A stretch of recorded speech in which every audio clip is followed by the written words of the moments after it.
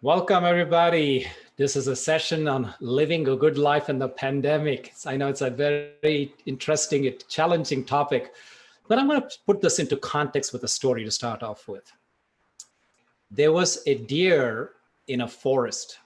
Now, the deer was fully pregnant. It was about to give birth to a baby, and it says, okay, where am I going to go give birth to a baby? So as it is wandering through, it finds this beautiful river which is rushing, and then it goes to the side of the river and it says, okay, now in a meadow by the side of a river is probably as good of a place as any to give birth to a baby. And so it decides to, start to settle down. And suddenly the clouds begin to gather, it becomes dark, and there's thunder, and then there is lightning. And as lightning strikes, it strikes the forest, and there's a forest fire. The forest fire is beginning to catch on, is beginning to rage.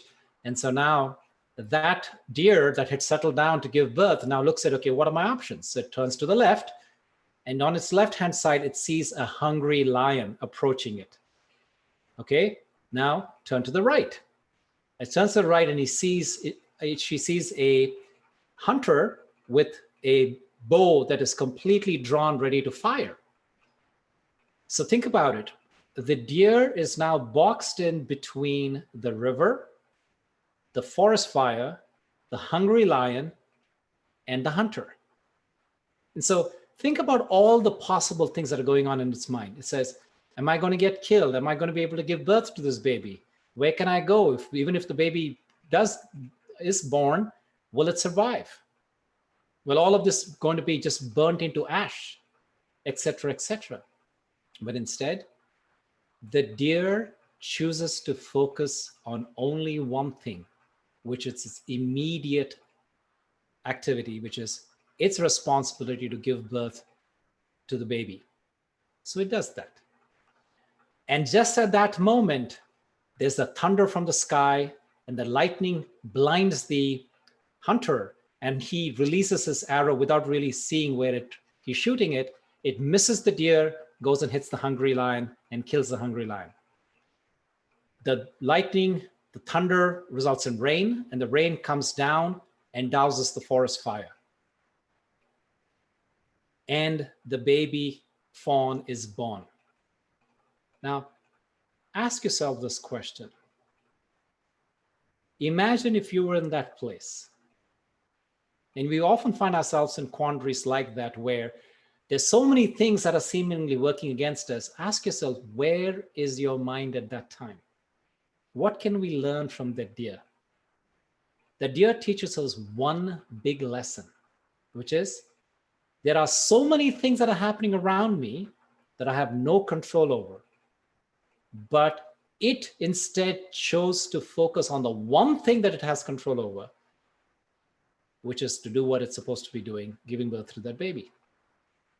And as it chose to focus on what it is needed to do, what is within its control, and not worry about all those things that are not in its control, the rest of the things took care of themselves. So there is the commitment to your duty, there's the presence, and there is faith, and there's hope. So these are the things that if I can focus on, regardless of whatever else is falling apart around me, then I'm giving the universe, I'm giving circumstances, I'm giving relationships, I'm giving whoever, colleagues, friends, family members, whoever it is, a chance to make it right, for a chance for us to do well, for a chance for us to proceed from this seemingly unending situation or seemingly impossible situation to get ourselves out of. Now, the pandemic, let's accept it. Now we're into the fourth, maybe some places, some countries have been hit with this sooner. So it's been longer than 4 months. And the circumstances are quite dire. Let's just accept it. Today in the United States, the National Health Center is telling us that there are 1 out of 3 people that have been diagnosed with some sort of clinical levels of depression or anxiety. So this is real. So let's not try to imagine that everything is beautiful and there's no problem. No, we do have a situation, a circumstance in front of us that is actually taxing us in such a way that is causing us to have mental illnesses. Now, the point of the rest of this discussion is who causes that mental illness? What are some of the triggers for this? And thereby, what are some of the remedies? Now, I want you all to understand that worrying is an intrinsic behavior that's wired into the brain of the human being. As we have evolved as a species, worrying about the future, worrying about circumstances, worrying about danger has been our defense mechanism. It has protected us. It has brought us to being able to survive through some of those very dire parts of history.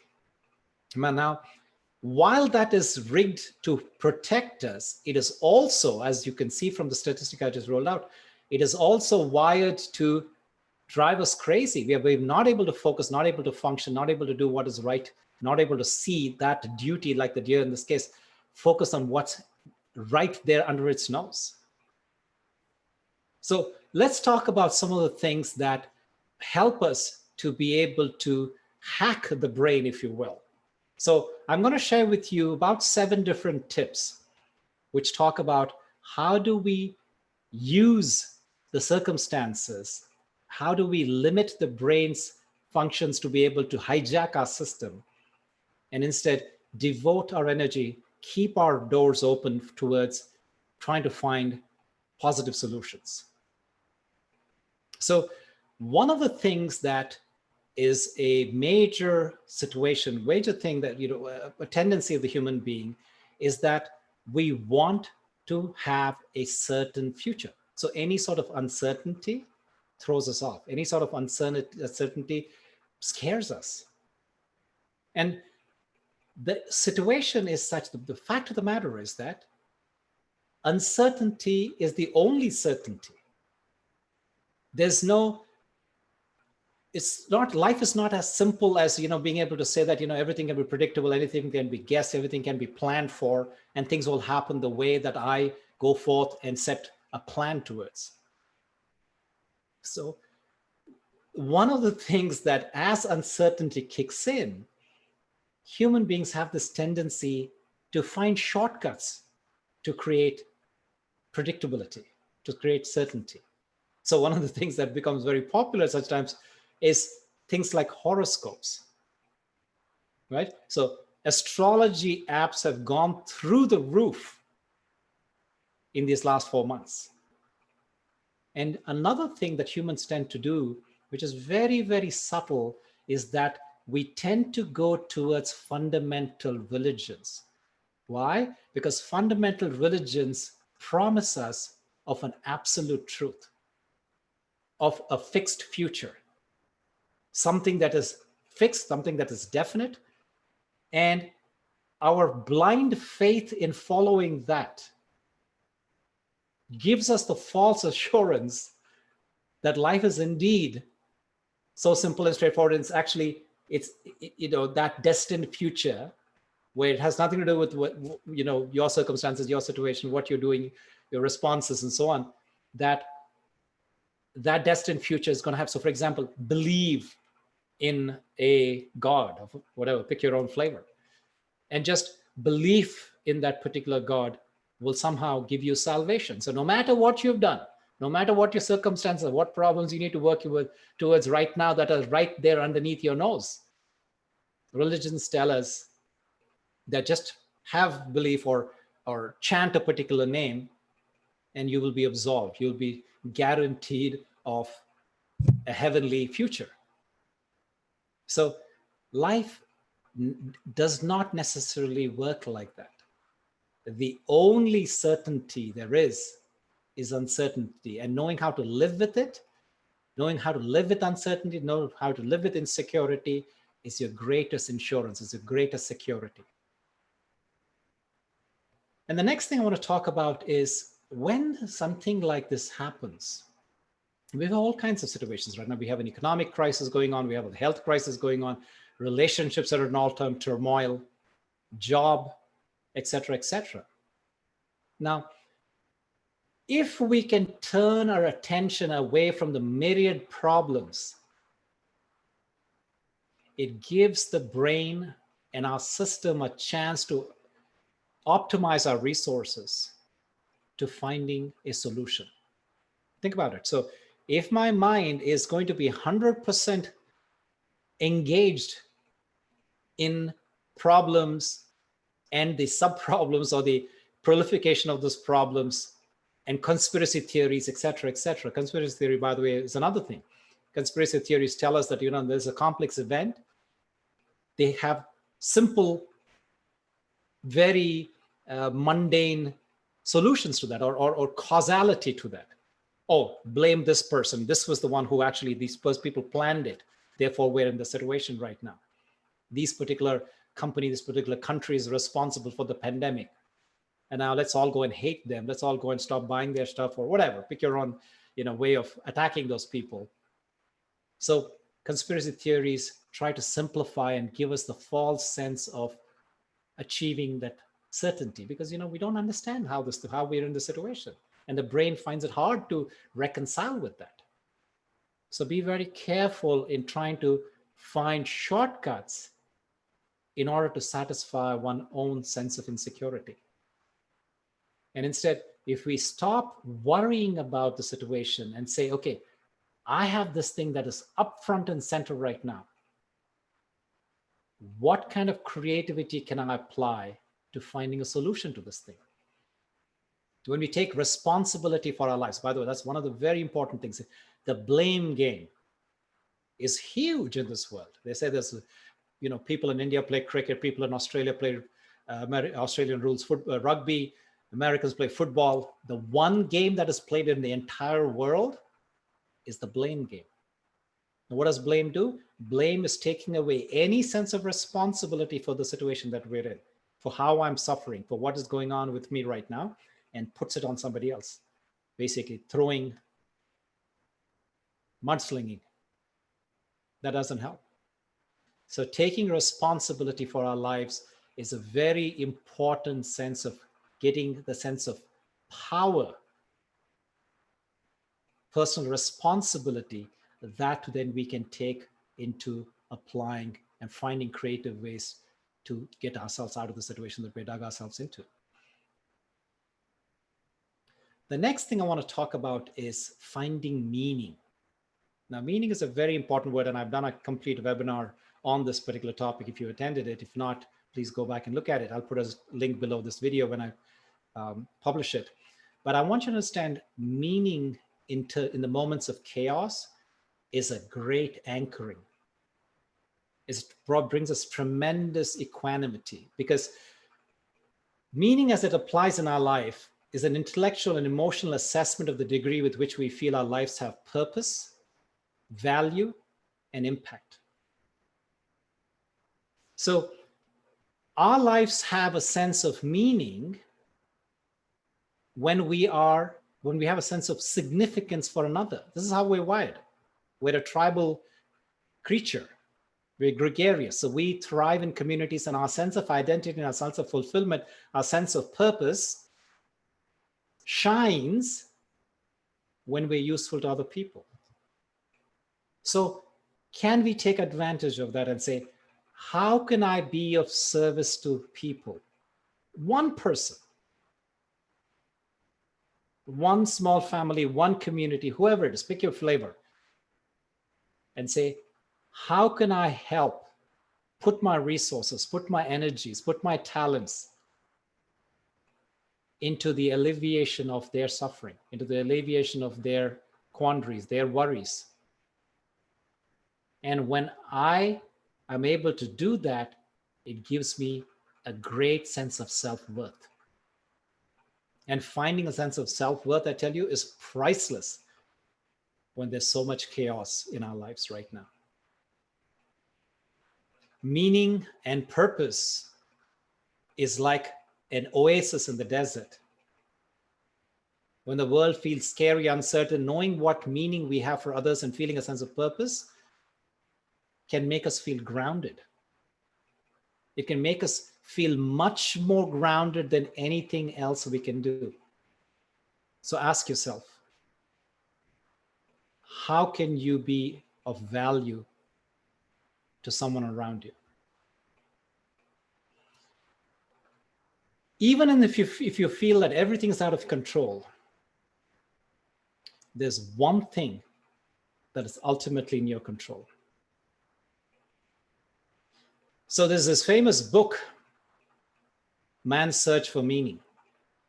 It was written during the Holocaust. It's a story of the Holocaust. It's a story about the concentration camps, Auschwitz.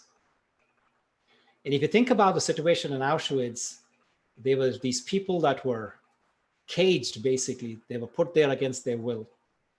And they were used as slave labor to be able to fund the machinery and to be able to produce things for the Nazi army. And not only were they being abused in terms of, their physical labor, they were not being fed, very inhumane conditions in which they were living. It's getting cold, cramped, dark, not enough electricity, not enough hygiene. And on top of all of that, regularly the weak ones were being weeded out by the Nazi soldiers, and they would go and basically put them on the firing squad, put them in the firing line, kill them. So weak male, weak females, anybody who was not productive and useful in any way, they were killed. So in this book, it was written that, okay, so the question that comes up is, if the circumstance itself did not drive you crazy, watching every day your colleagues, your neighbors, your friends being pulled out from your bunker and shot, they don't ever return back, that could have driven you nuts. That could have made you completely go crazy. Then how did people survive? How did this person survive? And the author writes that in that moment, when you assess all of the different factors that were involved, nothing was in my control, he says. Nothing was in my control. I could not decide what I wanted to do, where I wanted to do it, who I could speak with, where I could move, etc. But there was ultimately one thing that the Nazi soldiers could not take away from me, which is my freedom of choice in how I think. So regardless of the external stimulus, regardless of external impetus on you to be able to feel bad, to feel sad, to be depressed, hurt, angry, etc., they can be the external impetus, but then I choose my response. So remember, each of us have the potential, have the power at any given time to choose where we want to put our attention. So ask yourself, where are you putting your attention to in the midst of the circumstances? And one of the things that can actually gravely impact this is your addiction to media and social media. Now, on one side, I do realize media has had a significant role in keeping us connected, even though we were keeping socially distant, right? We could not travel, get out of homes. We could not meet people. We could not hug. We could not have conversations in real life and so on and so forth. And social media provided us an incredible opportunity to still keep connected, be able to still communicate and share and do video chats, et cetera, even with immediate family and loved ones. But then there is all of these negative propaganda. There's so many conspiracy theories. There's so much fear mongering that can spread.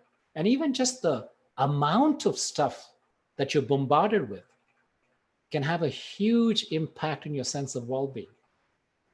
So yes, while you choose to be able to stay connected, even though you're socially distanced, you need to create a balance in how you tune out the noise. This is where some sort of rationing, some sort of regimentation, some sort of rules, you need to create your boundaries within which you can operate sanely, positively, and not only for yourself, but remember, I imagine that each one of you, just like I am, is responsible for the positive well-being of other people in your, either it's in your house, whether it's in your community, whether it's in your family, whether it's a distant worldwide community, etc., whatever the case may be. So we need to create certain discipline with which we engage. And so therefore, the point here is that where your attention goes is where your energy flows. And where your energy flows, it grows. Life grows. So be very careful about how you're staying open-minded, non-reactive, and it's actually the interactions are helping you to cultivate calm, whether it's for yourself or those around you. And then the next point I want to talk about is, while we know about this idea of uncertainty and that the brain wants to create a better grasp on that, I want to challenge you with this thought that the opposite of uncertainty is not certainty. It's actually presence. Instead of imagining a scary and unknown future, we can bring our attention to ourselves, our breath, our divinity, our consciousness. And from there, we can check ourselves to see how far away during the course of the day, as we interacted, as we went and read news and got involved with the mundane activities, how far away did we skew from our sense of well-being, from our little reservoir of peace? And try to build a discipline around it. Perhaps every time you wash your hands, perhaps before eating every meal, take a few minutes, sit with yourself and ask yourself, who am I and how am I doing right now?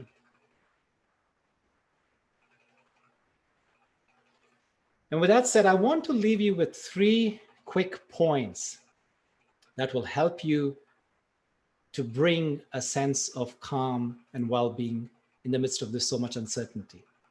The first thing I want to say is, don't resist what is actually happening. So one of the greatest things is that avoidance or anything that we resist persists. What we accept, we overcome. I repeat that.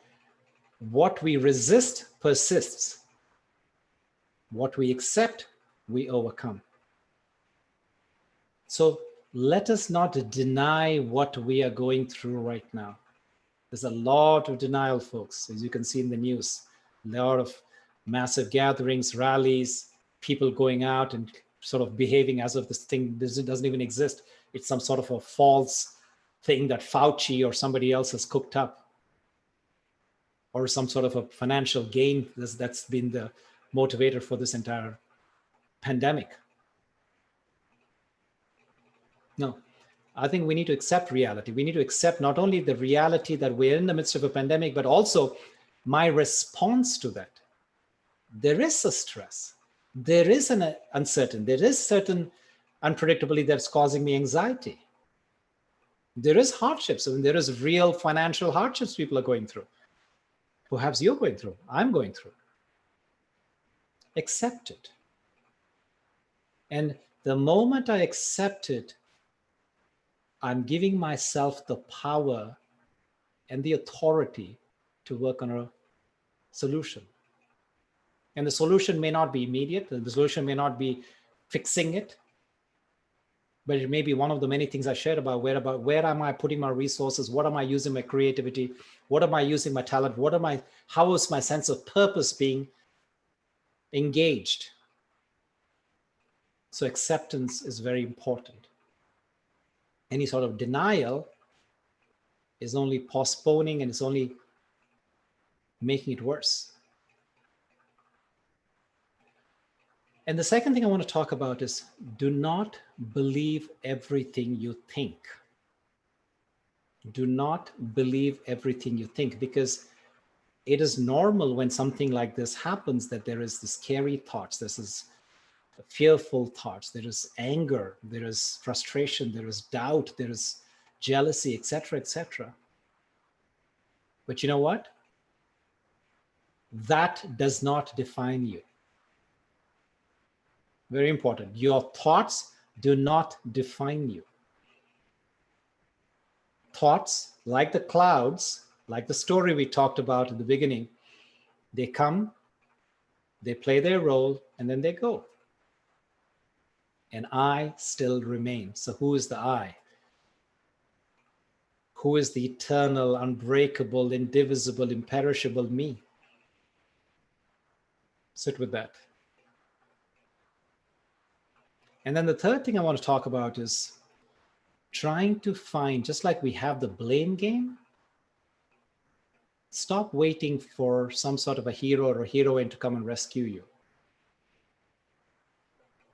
Don't wait for some government to change. Don't wait, say that, if I vote for this person, if I do this particular thing, if I buy this particular product, if I go here, go there, do this, do that, expecting something somewhere out there is going to come and somehow salvage the situation and resolve it for you. No. The more you do that, the lesser you're taking responsibility, and therefore the lesser power you're endowing on yourself to be able to work towards a solution. So as I stop waiting and I start becoming the hero of my journey, hero of my story, the sooner I will be able to resolve, the more creative I can be. The more my body and my mind will actually support me in working towards a resolution. So with that said, today I want to dive into a meditation on creating the sense of presence. Remember, I told you, the opposite of uncertainty is not certainty. The opposite of uncertainty is presence. So before we do that, I want you to please drop into your body by giving me a nice neck roll, keeping the breathing going nice and deep.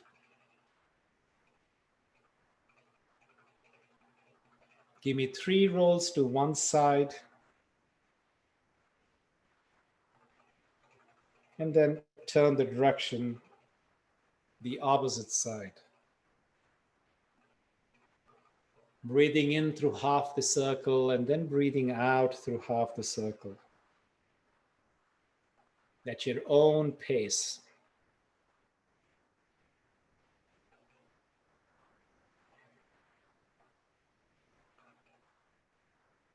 Now close your eyes if you feel comfortable, and let's drop in from the body into the heart space.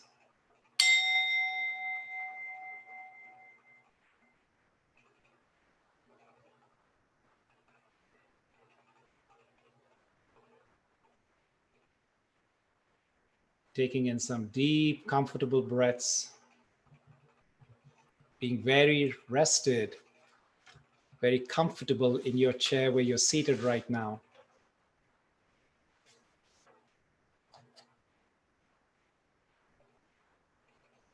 Feeling the points of contact.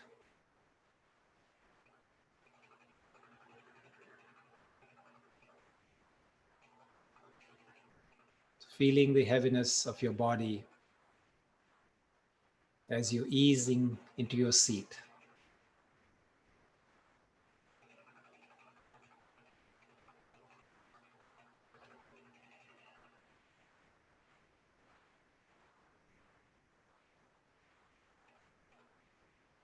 Observe your breath.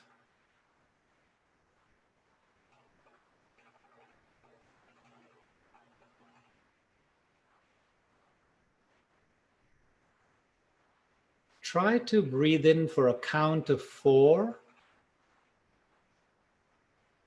and breathe out for a count of 4.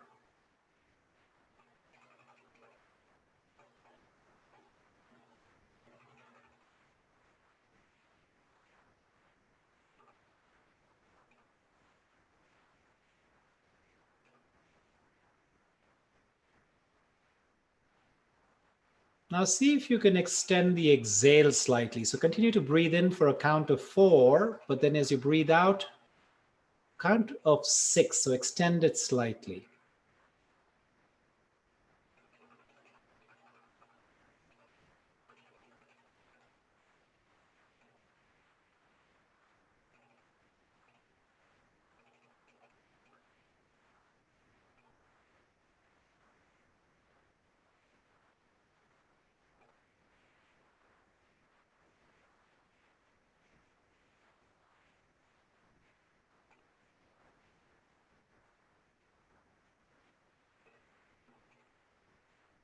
As you're continuing to count and breathe in like this, see if you can pay attention to the spaces between the inhale and the exhale.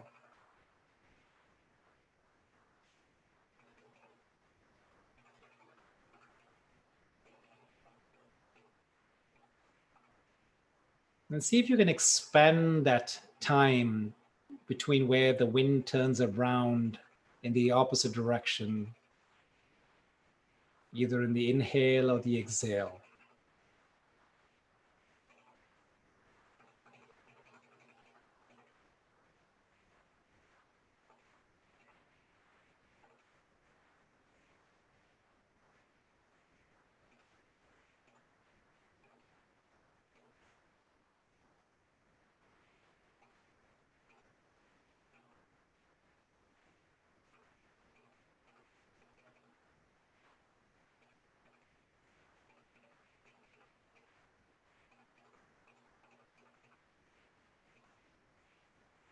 Now see if you can extend the exhale further to a count of 8.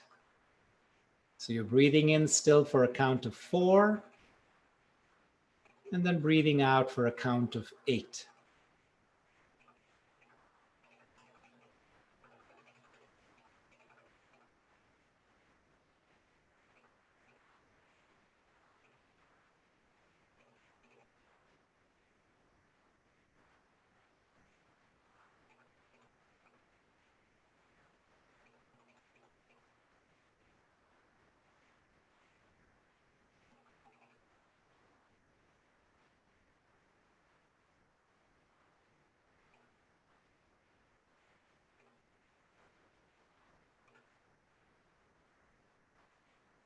If there's any mental activity that distracts you, that's okay. Recognize them. Don't hold on to them. Don't try avoiding them. And definitely don't get carried away by them. Just recognize them and watch them come and go.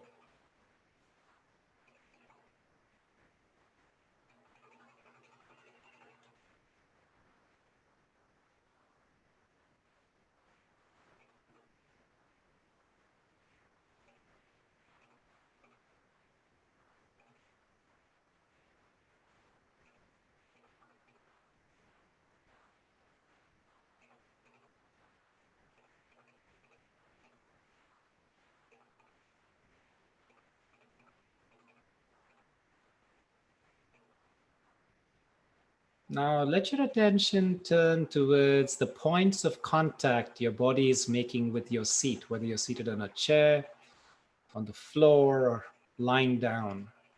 Just feel the points of contact with your support.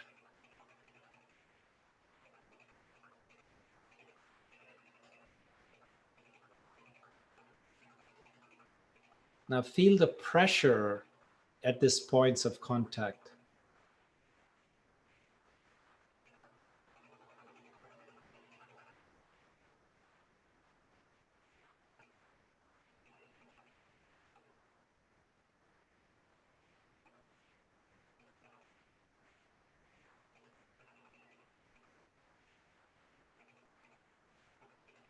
Now notice any contact your body, your skin is making with clothes.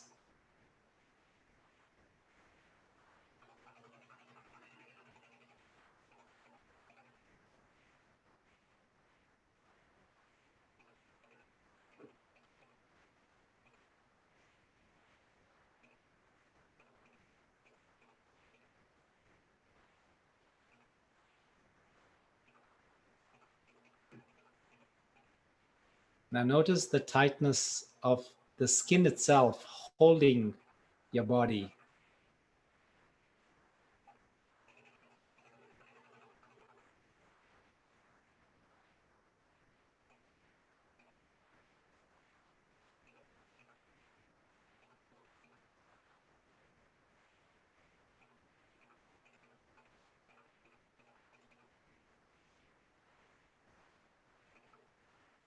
Now, turn your attention to any smells that you can smell right now.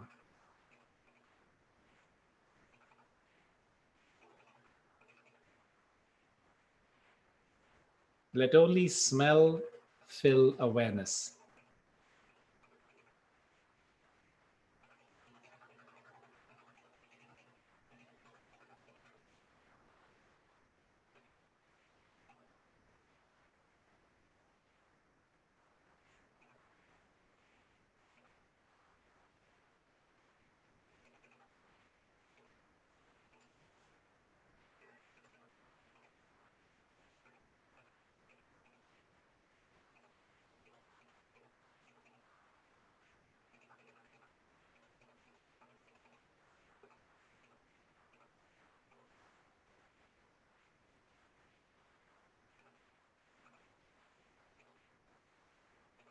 Notice any sounds that you can hear besides my voice, including my voice.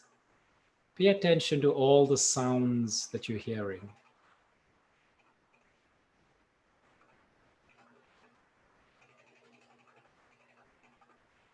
Let only sound fill awareness.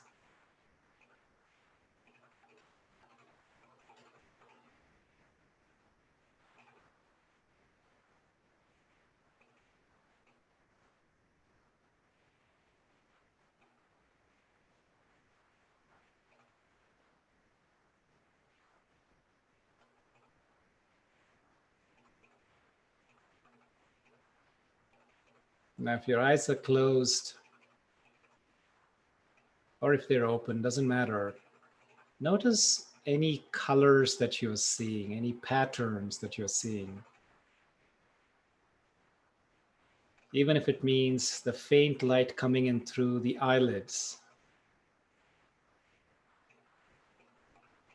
Let only the sense of sight fill awareness.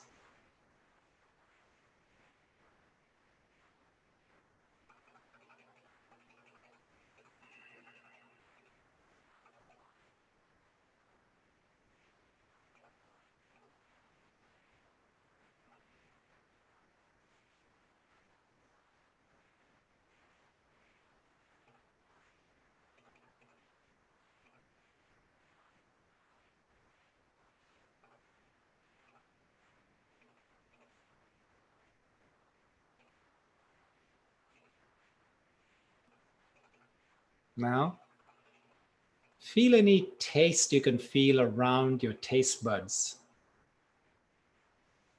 It might be something from the last meal, but let only the sense of taste fill awareness.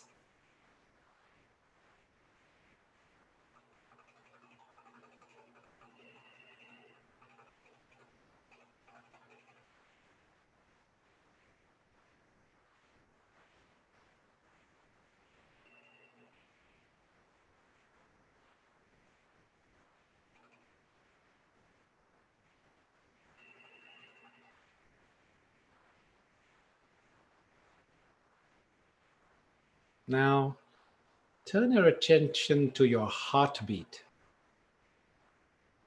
Notice if you can feel the pulsation in your chest.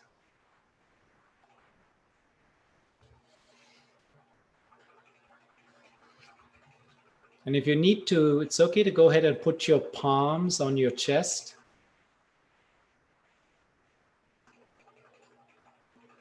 And I want you to feel your heartbeat right now.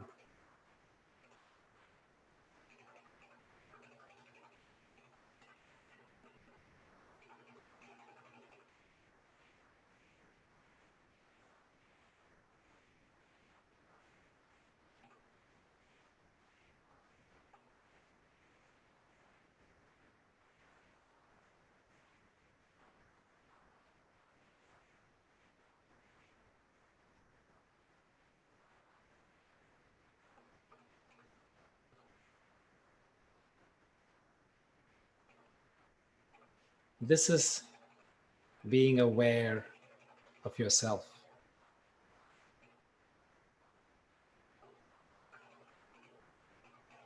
You are now in the present.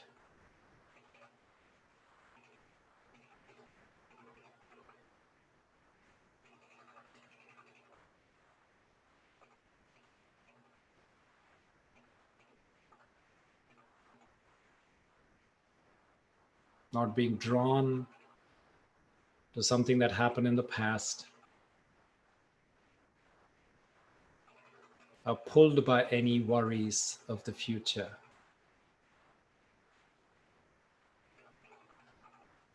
But you're experiencing the lightness of your presence in the now.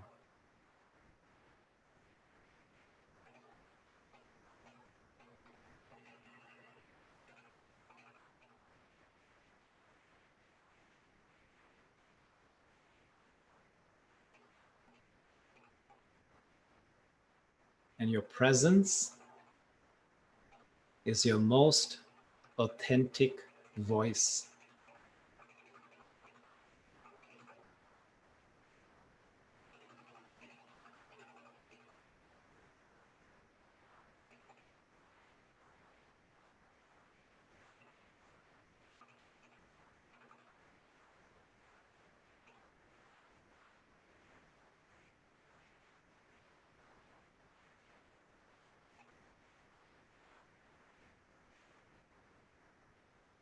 You can come back to this state anytime you like.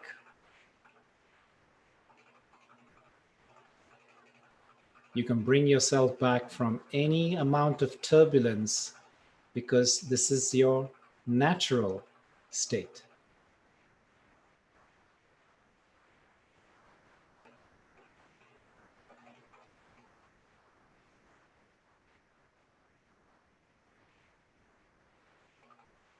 No matter what there is going on out there, when you take a few moments, you can tap into this reservoir of calm in here.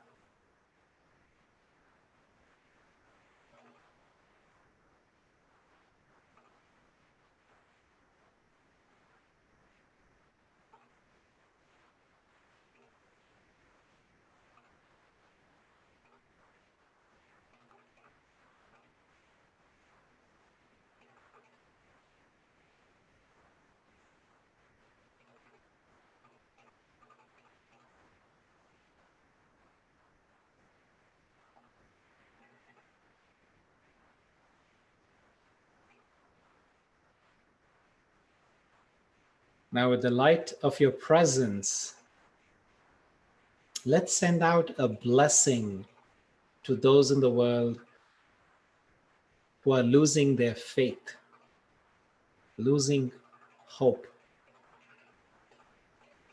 and the fire is being extinguished.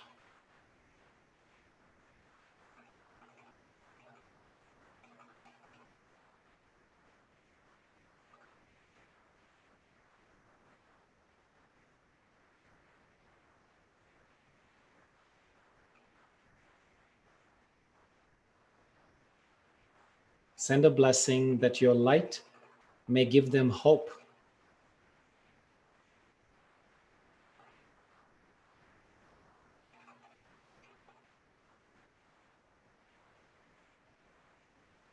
May your light give them strength.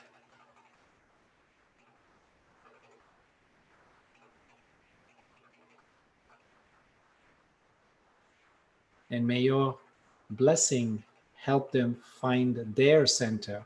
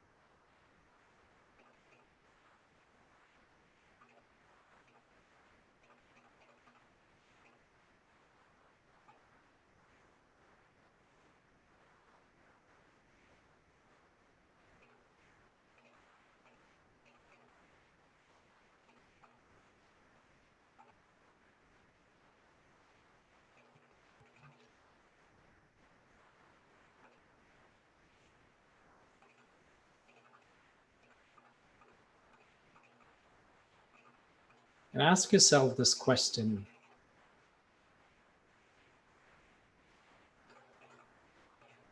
From this moment of stillness and clarity, ask yourself, what have you always wanted to do?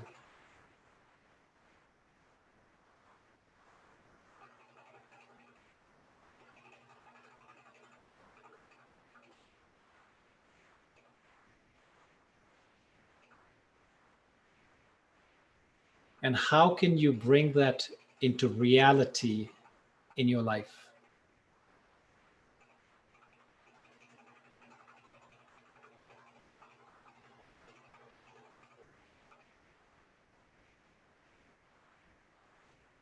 And for a moment, I want you to see yourself living that life.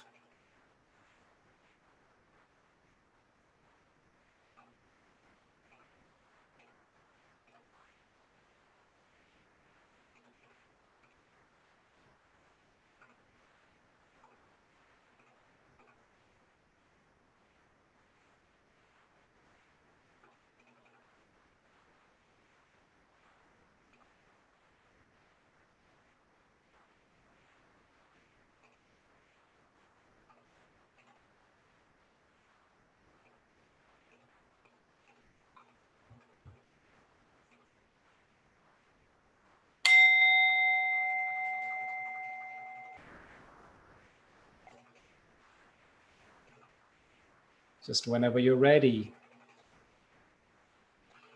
bring yourself, by opening up your eyes, back into the circle.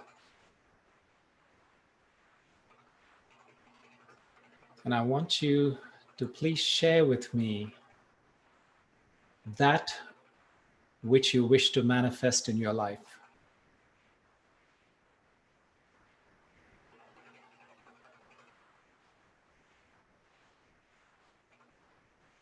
And as you're bringing up, typing in these, I also invite you to please post any questions that you might have in the Q&A section of this Zoom. So there's a little tab below where you can see this Q&A. And I want you to put the questions in the Q&A and the comments in the chat window, please. So I'm seeing some comments here.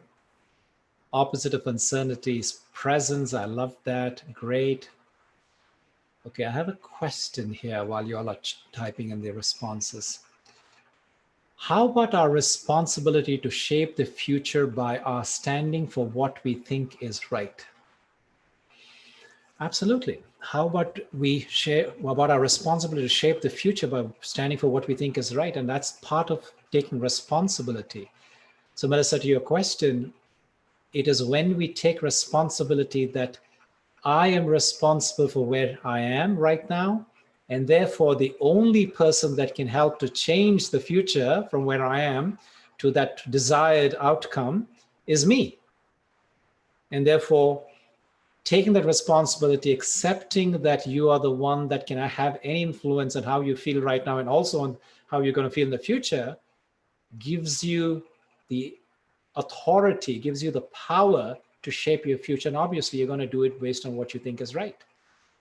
So completely agree there. And so then there's another one here. I do hold on to knowing that God is in charge, but he also says, help yourself that I will help you.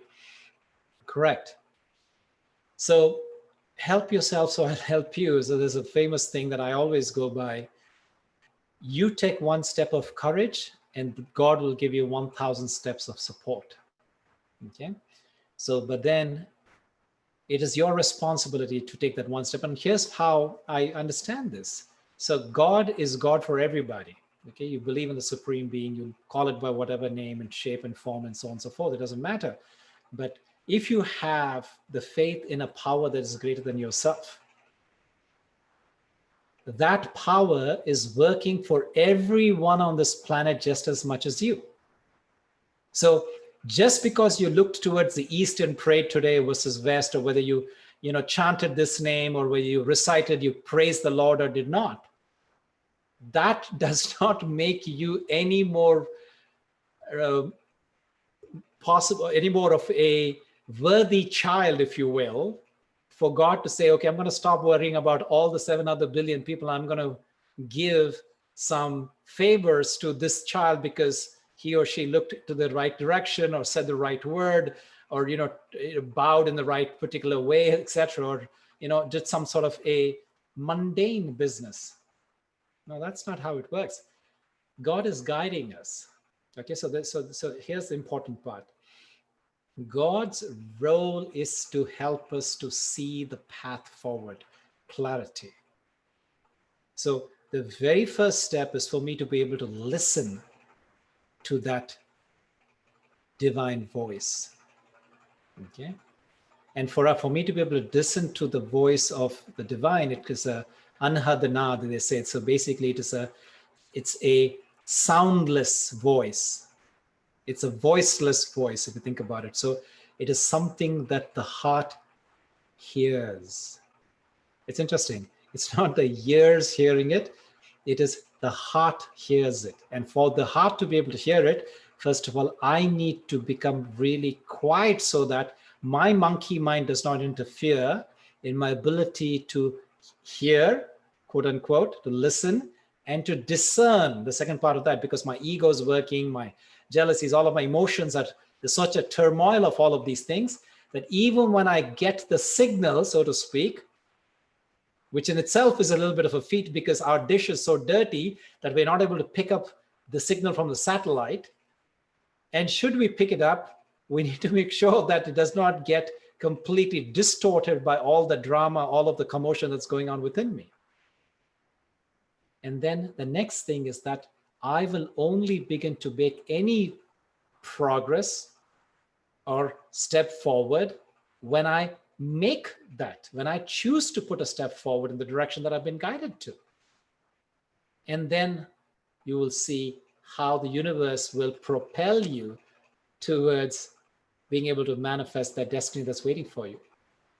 So absolutely, there's this joke you might have heard that, if you go and keep praying and praying, saying that, God, please let me win a lottery. And then there's ultimately God gets tired and says, go buy yourself a ticket. It's like that. So we need to make that step, which is going to be the ticket towards our lottery. All right. So then I have a couple of comments, it seems. It was superb. Thank you so much. Manifest the healer. Please define enlightenment. Enlightenment is our natural state. It is the state before we muddled ourselves up with all of our limited beliefs into limiting us into this physical self that we see in the mirror, or how we look at others and how others look at us. And then we began to lose faith in the incredible power that we possess. We are divine human beings, folks. And we have the capability not only to shape our reality, but also to collectively shape the reality of the future of everything on this planet, and thereby the future generations. And with that amount of power comes a lot of responsibility, and that responsibility, the first thing is to get out of the way, quieten the ego that gets in the way of understanding and being that brilliant you. So really, enlightenment is waking up ourselves to our true potential. It is realizing, so opening up our eyes to realize who we are. So I often use this example or use this meditation technique that I've shared with you in the series. I ask myself 5 questions that could be the source of enlightenment. Number 1, who am I? Number 2, what is my true form? Number 3, what is my core quality? Number 4, what is my purpose on this earth? And number 5, where is my home? Where have I come from? Where am I going? So as we sit with these questions, and I realize that we've all muddled ourselves up, we've all got caught up in slightly different degrees of complexity. So each of us will have a different amount of time before we can go back into the state of true realization, self-realization, enlightenment, call it whatever you want. But it's important to be able to sit with these questions, that the longer you're able to sit with them, you will see, like the first time you ever sat with it, you might have some kind of a vague, cloudy, foggy idea. But the more you sit with it, you will realize that you begin to zero in the scope. You'll be able to hone in on those eternal truths for yourself. So that to me is the definition of enlightenment. Okay, so there's another question here. I'm curious as to why when I do a guided meditation or a massage, I constantly yawn, very deep yawns, and I feel so peaceful. Yawning is me. I've stopped judging it and just accept the peace it brings to me. Any thoughts for me? Okay, yes, absolutely. So folks, now I want you to realize, good question, Maureen, but for everybody else, I want you to realize that each one of you, when you embarked on the journeys, whether you're a new meditator or you're an experienced meditator, it's the same thing. You'll notice how the first few times you begin to meditate, you actually begin to fall asleep. The first few times you went for a massage, you probably fell asleep. Sometimes as you go for a haircut, it happens to me, right? The process of entering into the state, it's called theta waves. For those of you who are have a scientific bent of mind, we are operating in a beta wave of mind, of beta frequency, when we are in multitasking, going about, running around, doing our work, etc. It's high frequency, lots of activity, low wavelength thoughts. But then as we begin to do things that relax us, one of which is meditation, and you mentioned about massage, and I mentioned a few other things, all of these things help us to slow down, and we reach the state from beta to alpha, alpha to theta. And theta state is usually what each one of us has experienced from the day we were born till today. It's that state just before we fall asleep. So guess what? Anything that triggers that state of mind or the state of being, I associate that with sleep. So there's an automatic response from the body, and therefore there's a yawn, and pretty soon you'll be snoozing, and soon thereafter, possibly snoring. So, and that's okay. And it also just tells you one other thing, that your body is potentially sleep deprived. If you find yourself that you're constantly, when you sit down to meditate, you're just falling asleep, that means your body's telling you that you need to actually go and sleep before you want to sit down and meditate. You got to respect the needs of the body. Great question. So are we supposed to continue the breathing exercise throughout the session with the suggested inhale and exhale frequencies? Yes, Jairaj, yes, absolutely. So again, I keep progressing and I forget to give you cues, and I expect that those initials, I kind of set you on a pattern of inhale, exhale, count of 4, count of 4, count of 4, count of 6, the inhale, exhalation to count of 8.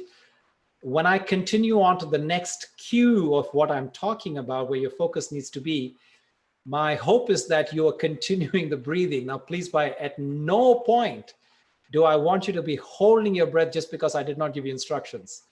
So yes, I'm sorry if you got confused by that, but my intention is I'm continuing, it's like a building block, and I say a set of instructions. I want you to continue that, and I'm going to speak about the next step, and I want you to continue that, and then we progress into a deeper state. A great question, and I'm glad you asked for a clarification. No, I feel like I feel like one has to be a soldier for good to prevail over evil. Okay, so I don't really understand what this comment is about, but I figured that it's probably something I talked about before. I like to go live with the BKs in India and seek wisdom. The temple is within, the ashram is within, the Bible is within, and the guru is within. So yes, external circumstances and certain environments help us, but then they can never become our crutch.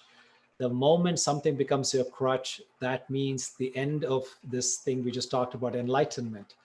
So folks, yes, it is great to come, for example, even my voice, a lot of people say that, oh, when you speak this, it's so calming and it gives me such a sense of centering and peace. But again, I say, do not let anything be your crutch. The idea, these are all these things, whether it's a place, it's a voice, it's a candle, it's a incense stick, it's a beautiful scenery that you're seeing behind me. All of these things are like training wheels to your bicycle, right? So remember, all of us learned with some training wheels, but there comes a point in which you want to let go of the training wheels and you want to be able to ride free. That's when you're truly riding. That's when you can go the distance. So folks, yes, you may feel the need for a refuge and a retreat. We all do. Find that sanctuary. It's great, but you want to go there, gather something from it, but you want to bring it back and assimilate into yourself. So you can be sitting in the midst of, I always use this, a fish market in India as an example. You could be sitting in a fish market in India, and yet you're able to feel the same sense of calm that you felt on that beautiful beach, like the one you're seeing behind me. By the way, I often get this question, where is the scene that you have? So this place that you're seeing is a picture I took earlier this year in a little island in the South Pacific. It's called Moria. It's part of the French Polynesian nation, which is basically an archipelago of a number of islands. And this particular one is Moria. Ever get a chance, folks, highly, highly recommend it. Beautiful place on earth. I also found a retreat center that is willing to host us, but I don't know when we'll be out, on our trips, but I do hope to take a group to this particular island in sometime in the future. Folks, we've taken plenty of time today. I appreciate you all hanging in here. Thanks for the great comments. Thanks for the great questions. I hope you all stay safe, keep your distance, be careful, send out positive, good wishes. Like I said, be a light in somebody else's dark cloud. Until I see you all again, same time, same place next week, be well.